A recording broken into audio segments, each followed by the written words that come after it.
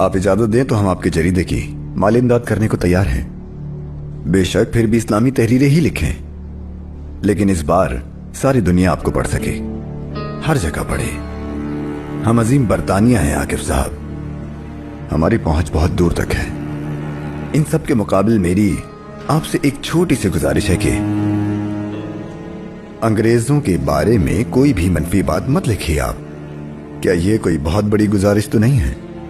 जिंदगी से अलग थलग, आजान के बगैर, इस्लामी रहन सहन के बगैर मुसलमान, यही चाहते हैं ना मिस्टर फ्रियो?